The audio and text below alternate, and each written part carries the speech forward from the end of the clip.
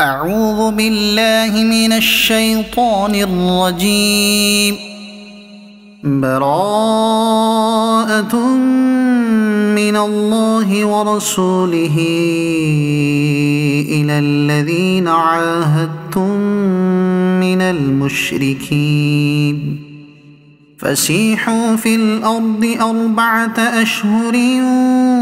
واعلموا أنكم غير معجز الله وأن الله مخزي الكافرين. وأذان من الله ورسوله إلى الناس يوم الحج الأكبر أن الله بريء من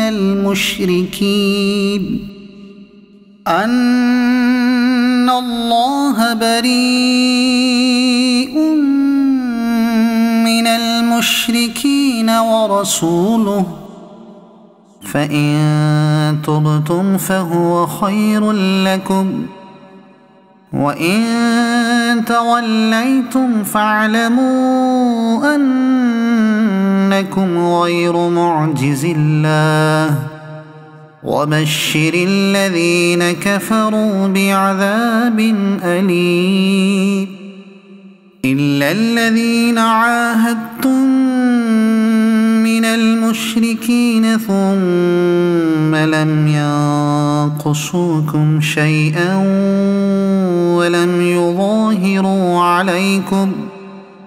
ولم يظاهروا عليكم أحدا فأتموا إليهم عهدهم إلى مدتهم إن الله يحب المتقين. فإذا انسلخ الأشهر الحرم فاقتلوا المشركين حيث وجدتموهم وخذوهم واحصروهم واقعدوا لهم كل مرصد فإن تابوا وأقاموا الصلاة وآتوا الزكاة فخلوا سبيلهم إن الله غفور رحيم.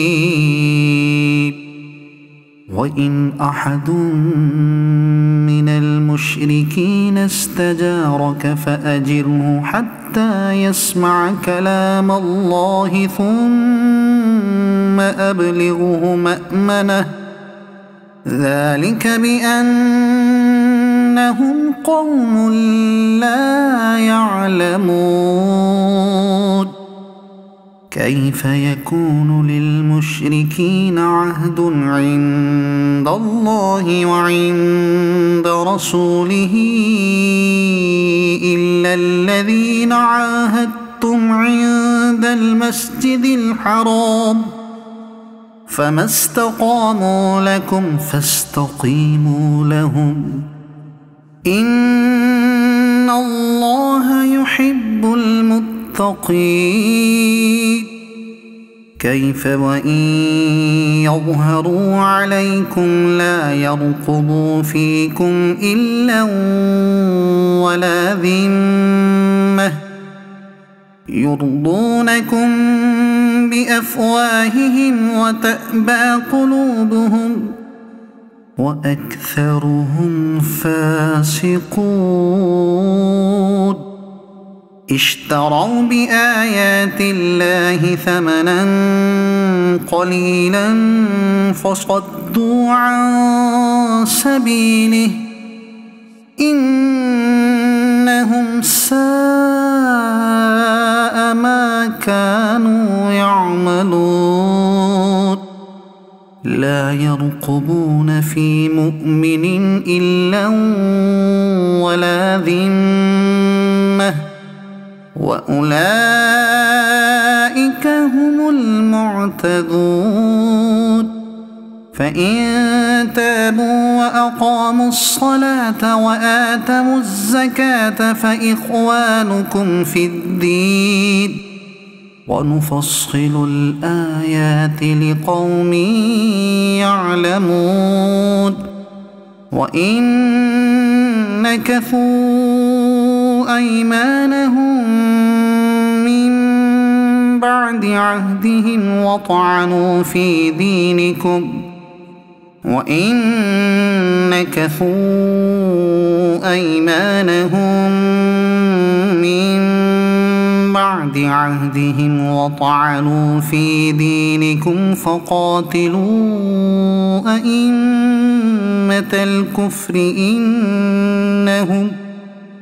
فقاتلوا أئمة الكفر إنهم لا أيمان لهم لعلهم ينتهون ألا تقاتلون قوما نكثوا أيمانهم وهموا بإخراج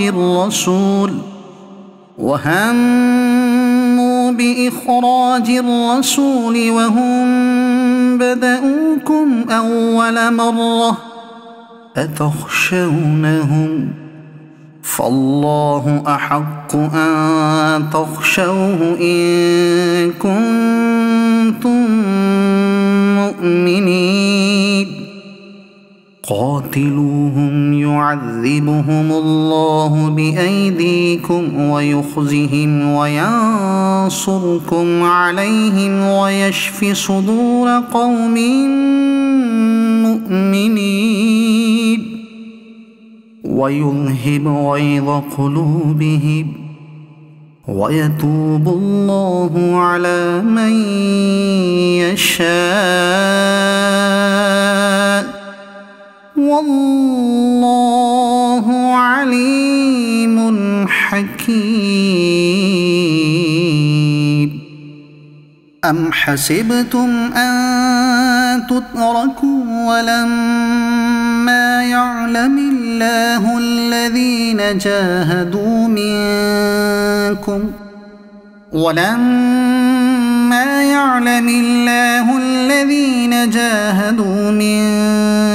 ولم يتخذوا من دون الله ولا رسوله ولا المؤمنين وليجة والله خبير بما تعملون ما كان للمشركين أن يعمروا مساجد الله شاهدين على أنفسهم بالكفر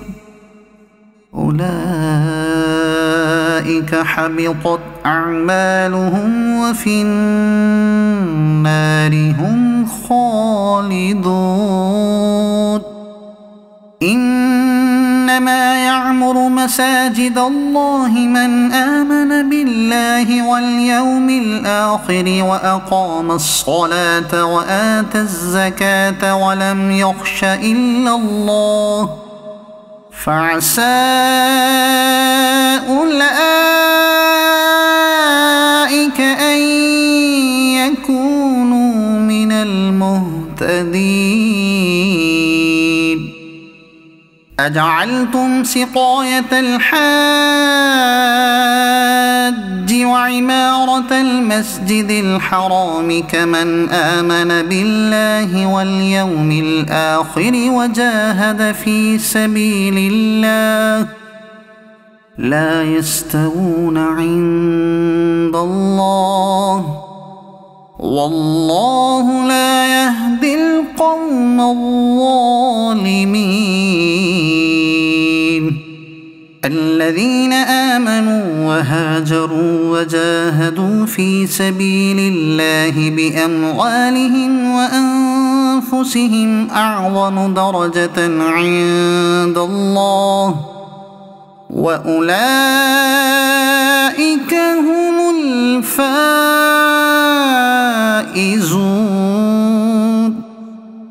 يبشرهم ربهم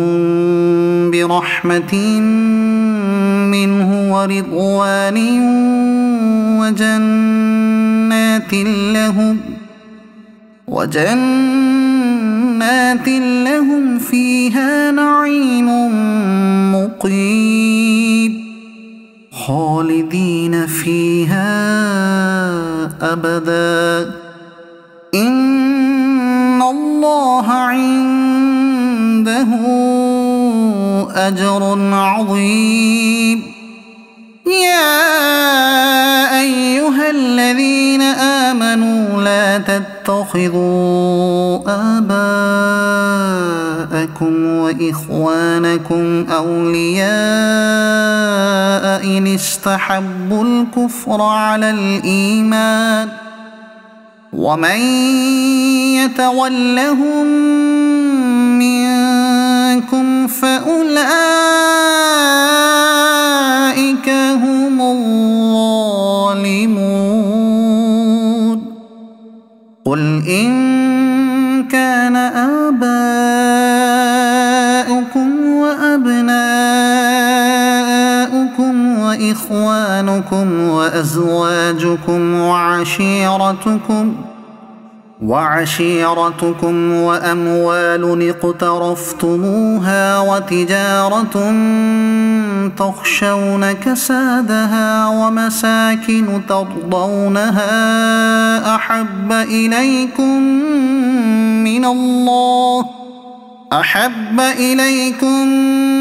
من الله ورسوله وجهاد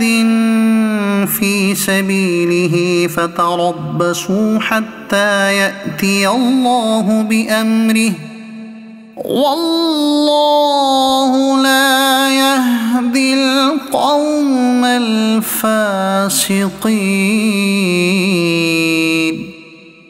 لقد نصركم الله في مواطن كثيرة ويوم حنين إذ أعجبتكم كثرتكم فلم تغن عنكم شيئا وضاقت عليكم الأرض بما رحبت ثم وليتم مدبرين. ثم أنزل الله سكينته على رسوله وعلى المؤمنين وأنزل جنودا لم تروها وعذب الذين كفروا وذلك جزاء الكافرين. ثم يتوب الله من بعد ذلك على من يشاء والله غفور رحيم. يا أيها الذين آمنوا إنما المشركون نجس فلا يقربوا المسجد الحرام بعد عامهم هذا وإن خفتم عيلة فسوف يغنيكم الله من فضله إن شاء إن الله عليم حكيم. قاتلوا الذين لا يؤمنون بالله ولا باليوم الآخر ولا يحرمون ما حرم الله ورسوله ولا يدينون دين الحق من الذين أوتوا الكتاب حتى يعطوا الجزية عن يد وهم صاغرون. وقالت اليهود عزير ابن الله وقالت النصارى المسيح ابن الله ذلك قولهم بأفواههم يضاهئون قول الذين كفروا من قبل قاتلهم الله أنى يؤفكون اتخذوا أحبارهم ورهبانهم أربابا من دون الله والمسيح ابن مريم وما أمروا إلا ليعبدوا إلها واحدا لا إله إلا هو سبحانه عما يشركون يريدون أن يطفئوا نور الله بأفواههم ويأبى الله إلا أن يتم نوره ولو كره الكافرون هو الذي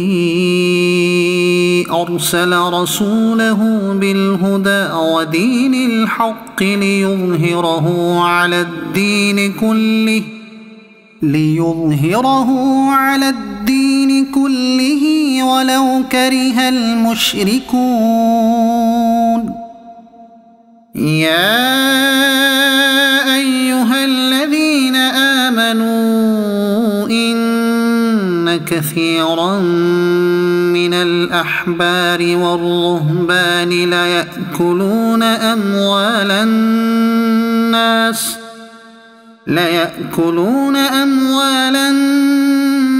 بالباطل ويصدون عن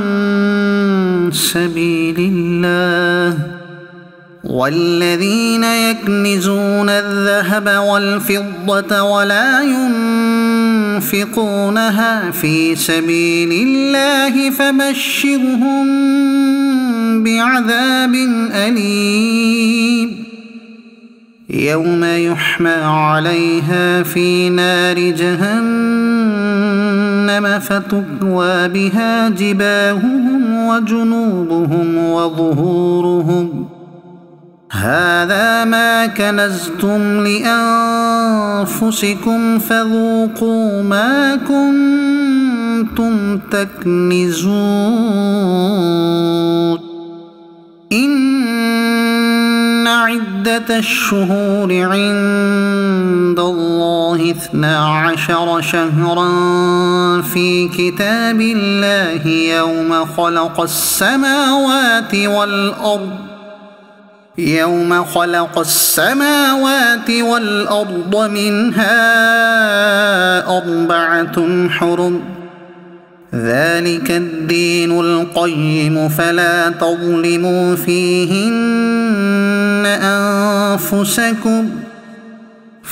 تظلموا فيهن أنفسكم وقاتلوا المشركين كافة كما يقاتلونكم كافة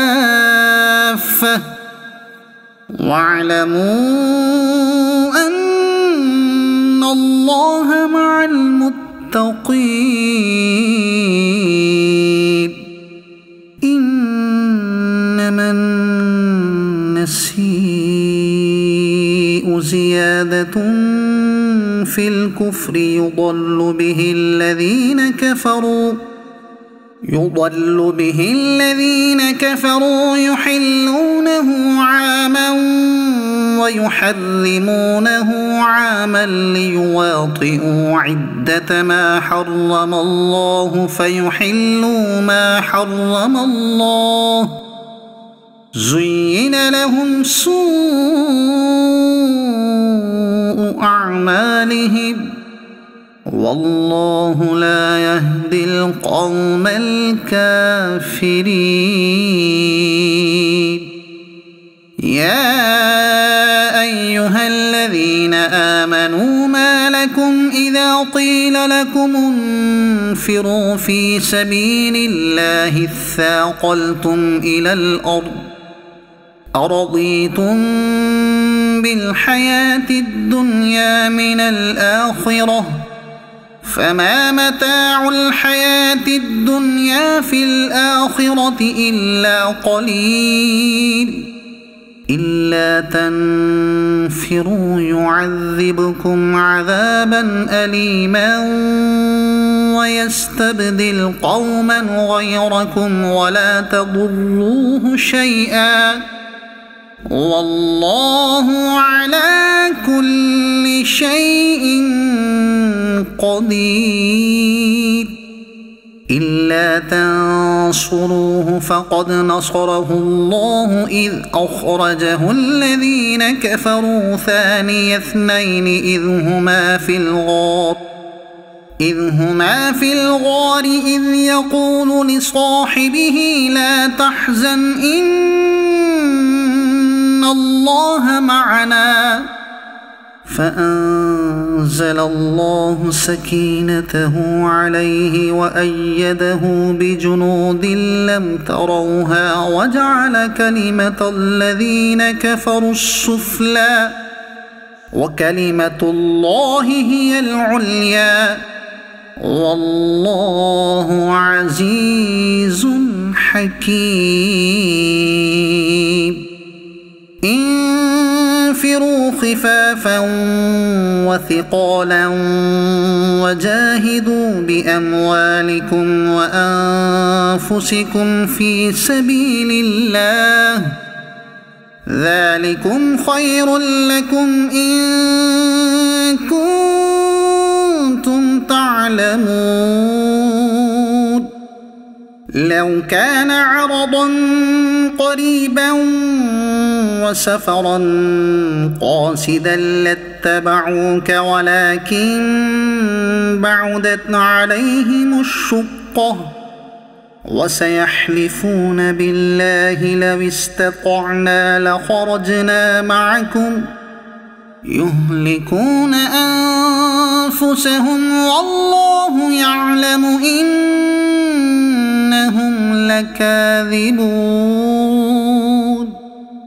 عفى الله عنك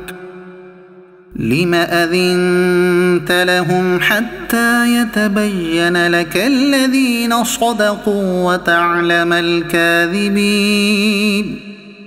لا يستأذنك الذين يؤمنون بالله واليوم الآخر أن يجاهدوا بأموالهم وأنفسهم والله عليم بالمتقين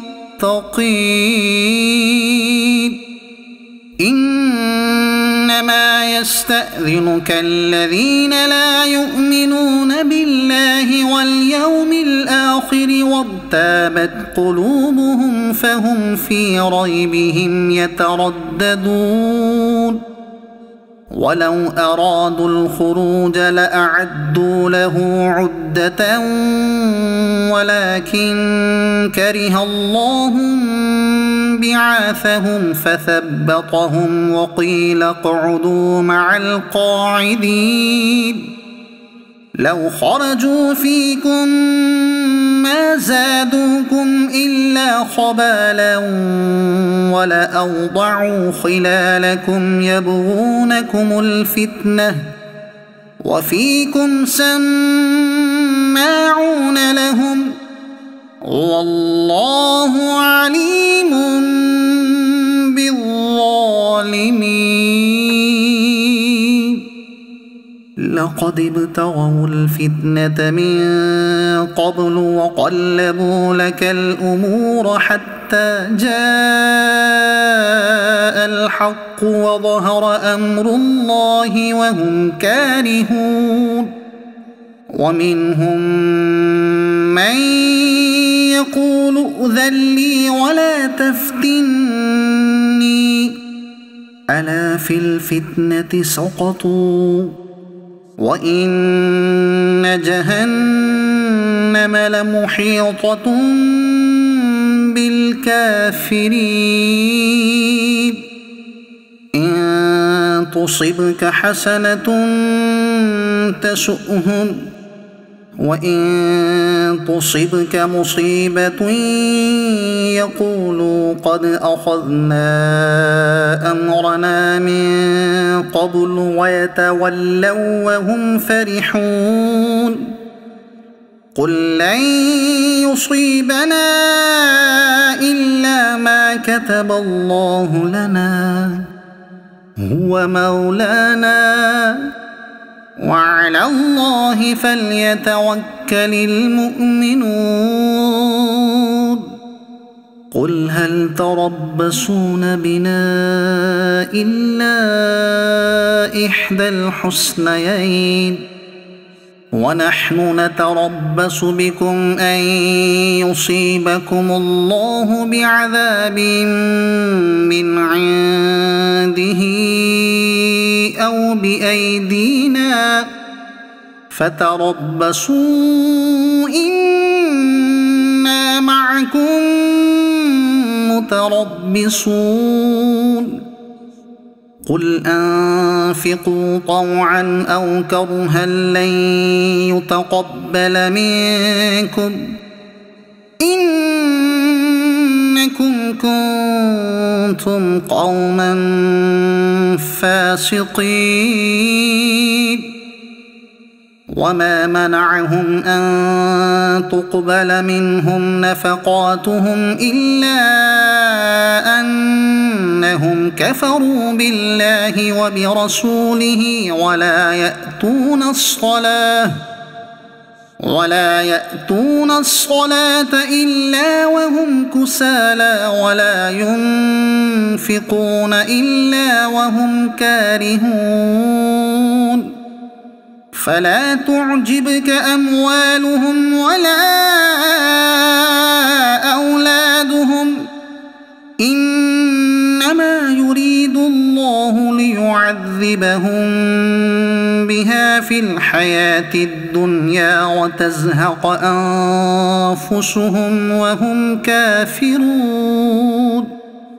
ويحلفون بالله إنهم لمنكم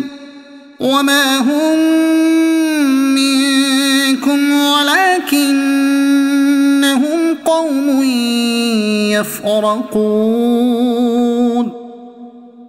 لو يجدون ملجأ أو مغارات أو مدخلا لولوا إليه وهم يجمحون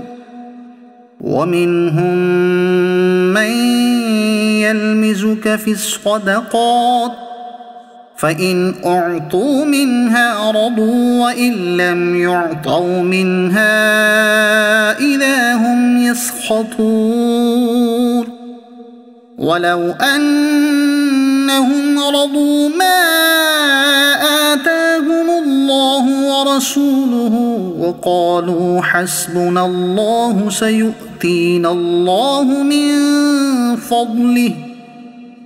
سيؤتينا الله من فضله ورسوله إنا إلى الله راغبون إنما الصدقات للفقراء والمساكين والعاملين عليها والمؤلفة قلوبهم وفي الرقاب والغارمين وفي سبيل الله وابن السبيل فريضة من الله والله عليم حكيم ومنهم الذين يؤذون النبي ويقولون هو أذن قل أذن خير لكم يؤمن بالله ويؤمن للمؤمنين ورحمة للذين آمنوا منكم والذين يؤذون رسول الله لهم عذاب أليم يحلفون بالله لكم ليرضوكم والله ورسوله أحق أن يرضوه إن كانوا مؤمنين ألم يعلموا أنه من يحادد الله ورسوله فأن له نار جهنم خالدا فيها ذلك الخزي العظيم يحذر المنافقون أن تنزل عليهم سورة تنبئهم بما في قلوبهم قل استهزئوا إن الله مخرج ما تحذرون ولئن سألتهم ليقولن إنما كنا نخوض ونلعب قل أبالله وآياته ورسوله كنتم تستهزئون لا تعتذروا قد كفرتم بعد إيمانكم إن نعف عن طائفة منكم نعذب طائفة بأنهم كانوا مجرمين المنافقون والمنافقات بعضهم من بعض يأمرون بالمنكر وينهون عن المعروف ويقبضون أيديهم نسوا الله فنسيهم إن المنافقين هم الفاسقون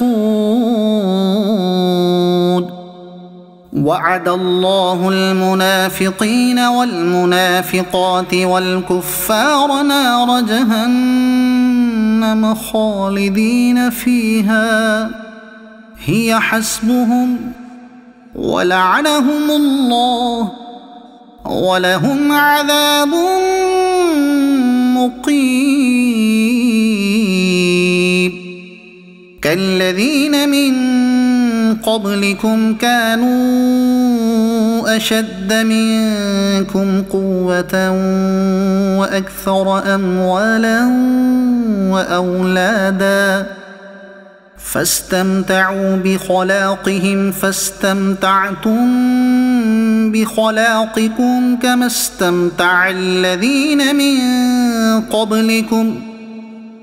استمتع الذين من قبلكم بخلاقهم وخضتم كالذي خاضوا أولئك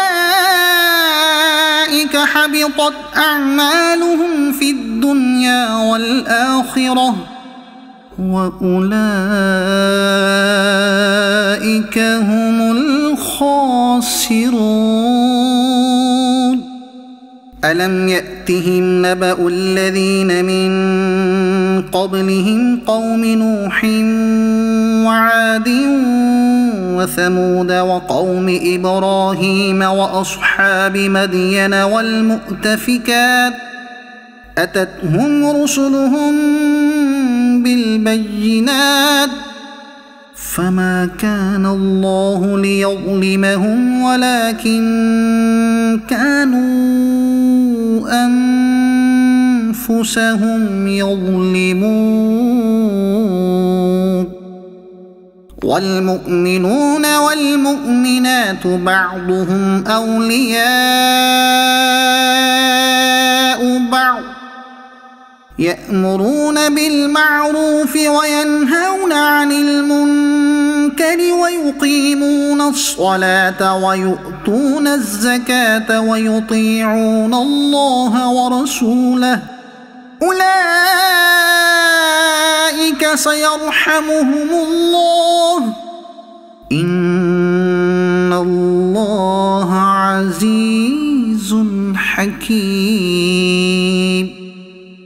وعد الله المؤمنين والمؤمنات جنات تجري من تحتها الأنهار خالدين فيها ومساكن طيبة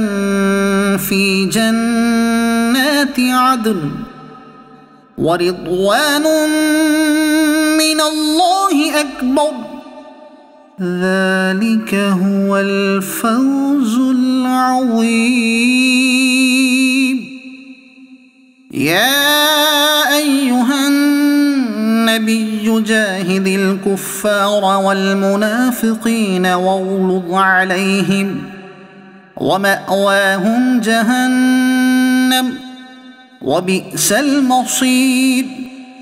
يحلفون بالله ما قالوا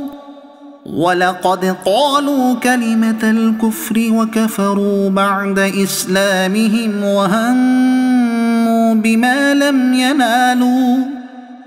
وما نقموا إلا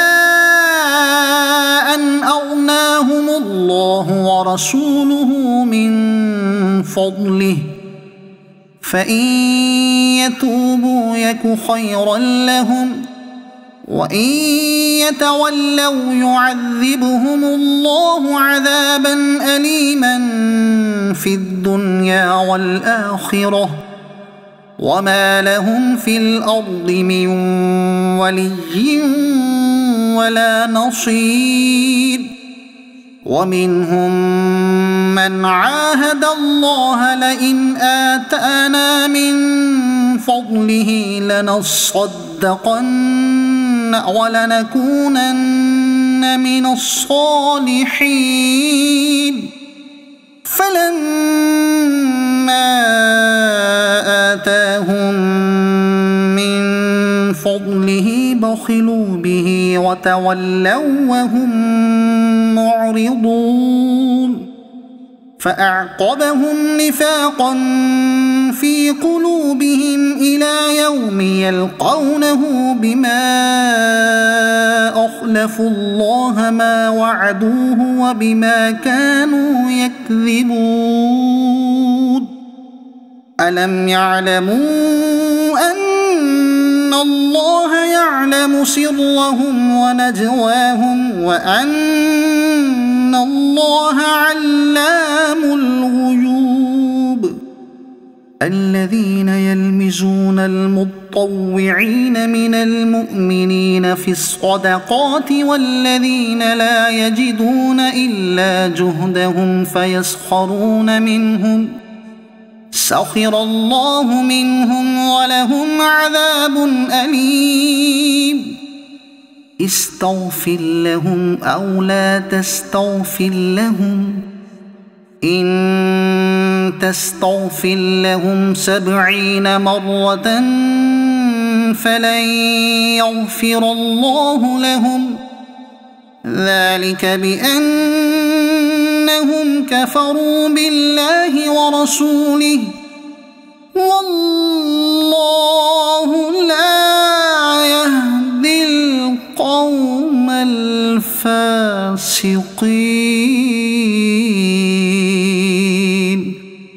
فرح المخلفون بمقعدهم خلاف رسول الله وكرهوا أن يجاهدوا بأموالهم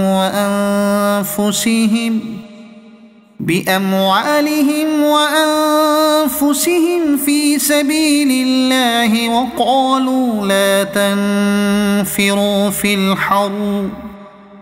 قل نار جهنم أشد حرا لو كانوا يفقهون. فليضحكوا قليلا وليبكوا كثيرا جزاء بما كانوا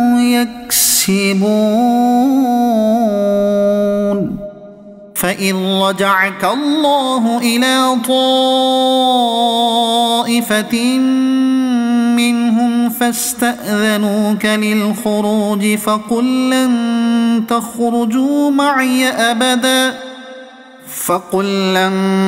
تخرجوا معي أبدا ولن تقاتلوا معي عدوا إنكم رضيتم بالقعود أول مرة فاقعدوا مع الخالفين ولا تصل على أحد منهم مات أبدا ولا تقم على قبره إنهم كفروا بالله ورسوله وماتوا وهم فاسقون ولا تعجبك أموالهم وأولادهم إنما يريد الله أن يعذبهم بها في الدنيا وتزهق أنفسهم وهم كافرون وإذا أنزلت سورة أن آمنوا بالله وجاهدوا مع رسوله استأذنك أولو الطول منهم وقالوا ذرنا نكن مع القاعدين رضوا بأن يكونوا مع الخوالف وطبع على قلوبهم فهم لا يفقهون لكن الرسول والذين آمنوا معه جاهدوا بأموالهم وأنفسهم وأولئك لهم الخيرات وأولئك هم المفلحون أعد الله لهم جنات تجري من تحتها الأنهار خالدين فيها ذلك الفوز العظيم وجاء المعذرون من الأعراب ليؤذن لهم وقعد الذين كذبوا الله ورسوله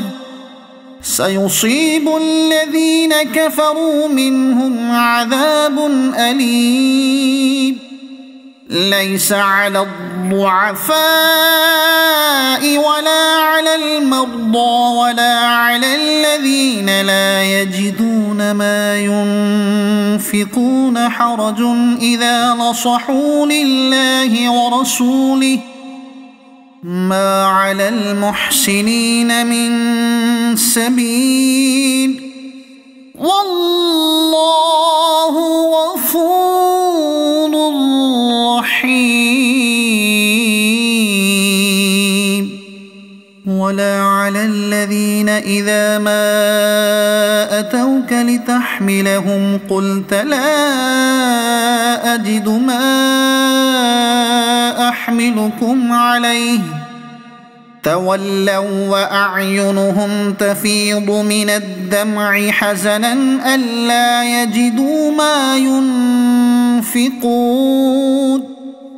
إنما السبيل على الذين يستأذنونك وهم أغنياء رضوا بأن يكونوا مع الخوالف وطبع الله على قلوبهم فهم لا يعلمون يعتذرون إليكم إذا رجعتم إليهم قل لا تعتذروا لن نؤمن لكم قد نبأنا الله من أخباركم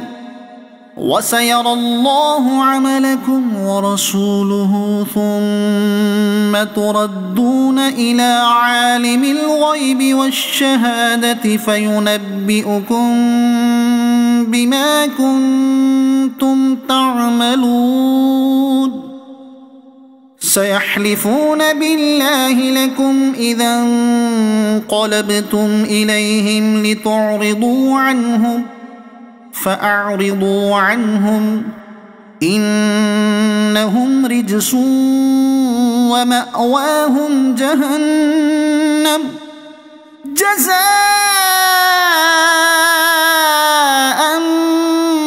بما كانوا يكسبون يحلفون لكم لترضوا عنهم فإن ترضوا عنهم فإن الله لا يرضى عن القوم الفاسقين الأعراب أشد كفرا ونفاقا وأجدر ألا يعلموا حدود ما أنزل الله على رسوله والله عليم حكيم ومن الأعراب من يتخذ ما ينفق مغرما ويتربص بكم الدوائر عليهم دائرة السوء والله سميع عليم ومن الأعراب من يؤمن بالله واليوم الآخر ويتخذ ما ينفق قربات عند الله وصلوات الرسول ألا إنها قربة لهم سيدخلهم الله في رحمته إن الله غفور رحيم والسابقون الأولون من المهاجرين والأنصار والذين اتبعوهم بإحسان رضي الله عنهم ورضوا عنه وأعد لهم جنات تجري تحتها الأنهار خالدين فيها أبدا ذلك الفوز العظيم وممن حولكم من الأعراب منافقون ومن أهل المدينة مرضوا على النفاق لا تعلمهم نحن نعلمهم سنعذبهم مرتين ثم يردون إلى عذاب عظيم وآخرون اعترفوا بذنوبهم خلطوا عملا صالحا وآخر سيئا عسى الله أن يتوب عليهم إن الله غفور رحيم خذ من أموالهم صدقة تطهرهم وتزكيهم بها وصل عليهم إن صلاتك سكن لهم والله سميع عليم ألم يعلموا أن الله هو يقبل التوبة عن عباده ويأخذ الصدقات وأن الله هو التواب الرحيم وقل اعملوا فسيرى الله عملكم ورسوله والمؤمنون وستردون إلى عالم الغيب والشهادة فينبئكم بما كنتم تعملون وآخرون مرجون لأمر الله إما يعذبهم وإما يتوب عليهم والله عليم حكيم. والذين اتخذوا مسجدا ضرارا وكفرا وتفريقا بين المؤمنين وإرصادا لمن حارب الله ورسوله من قبل وليحلفن إن أردنا إلا الحسنى والله يشهد إنهم لكاذبون. لا تقم فيه أبدا لمسجد أسس على التقوى من أول يوم أحق أن تقوم فيه رجال يحبون أن يتطهروا والله يحب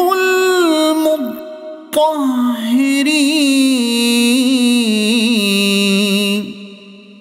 أفمن أسس بنيانه على تقوى من الله ورضوان خير أم من أسس بنيانه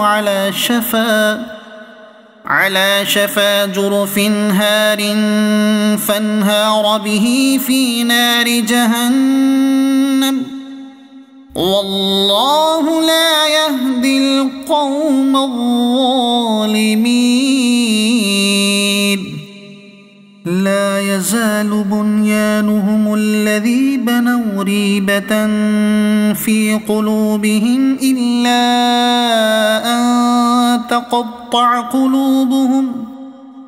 والله عليم حكيم. إن الله اشترى من المؤمنين أنفسهم وأموالهم بأن لهم الجنة يقاتلون في سبيل الله فيقتلون ويقتلون وعدا عليه حقا في التوراة والإنجيل والقرآن ومن أوفى بعهده من الله فاستبشروا ببيعكم الذي بايعتم به وذلك هو الفوز العظيم. التائبون العابدون الحامدون السائحون الراكعون الساجدون الآمرون بالمعروف والناهون عن المنكر والحافظون لحدود الله وبشر المؤمنين. ما كان للنبي والذين آمنوا أن يستغفروا للمشركين ولو كانوا أولي قربى من بعد ما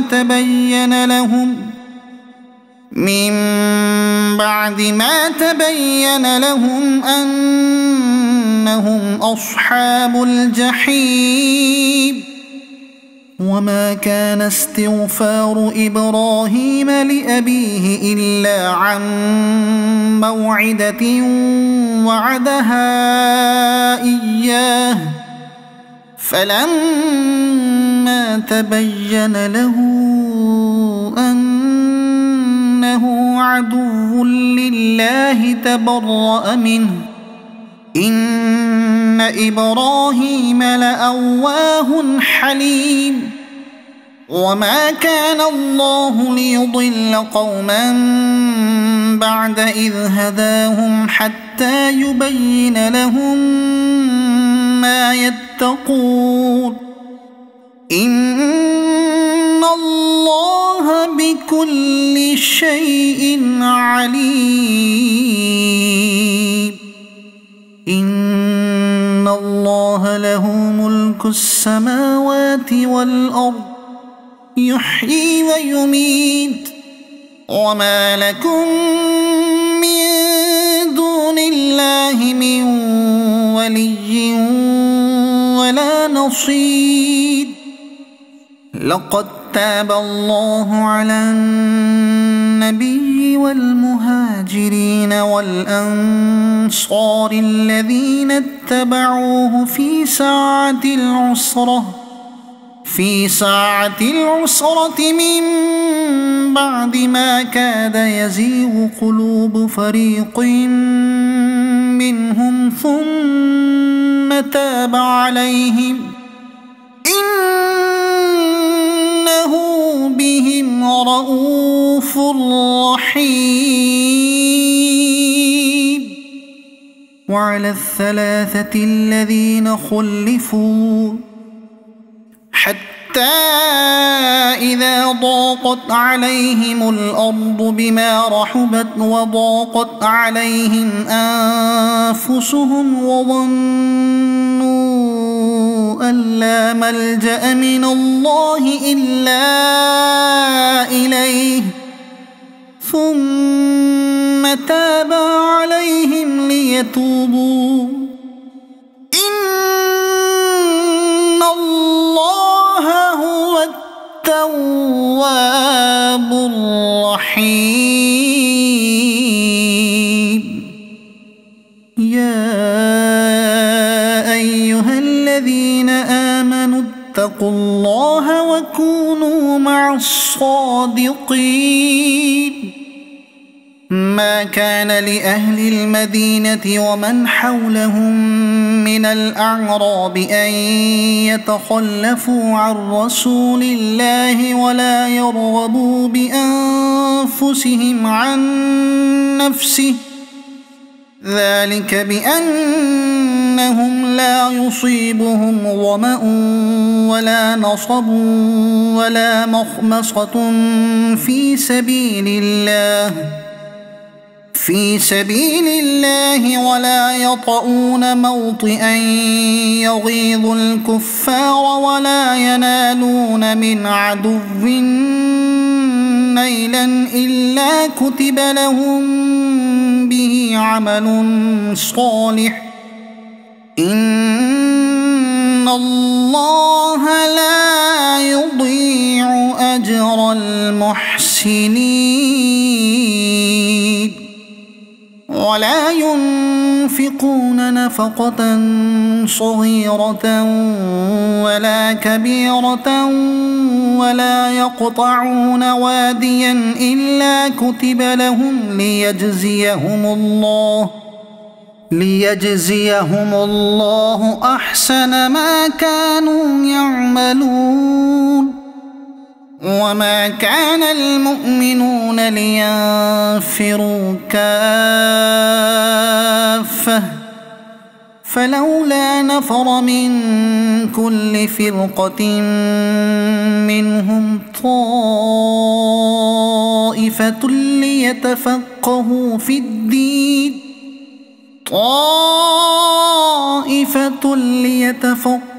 في الدين ولينذروا قومهم إذا رجعوا إليهم لعلهم يحذرون. يا أيها الذين آمنوا قاتلوا الذين يلونكم من الكفار وليجدوا فيكم غلظة واعلموا أن الله مع المتقين. وإذا ما أنزلت سورة فمنهم من يقول أيكم زادته هذه إيمانا فأما الذين آمنوا فزادتهم إيمانا وهم يستبشرون. وأما الذين في قلوبهم مرض فزادتهم رجسا إلى رجسهم وماتوا وهم كافرون أولا يرون أنهم يفتنون في كل عام مرة أو مرتين ثم لا يتوبون ولا هم يذكرون وإذا ما أنزلت سورة نظر بعضهم إلى بعض هل يراكم من أحد ثم انصرفوا صرف الله قلوبهم بأنهم قوم لا يفقهون لقد جاءكم رسول من أنفسكم عزيز عليه ما عنتم حريص عليكم بالمؤمنين رؤوف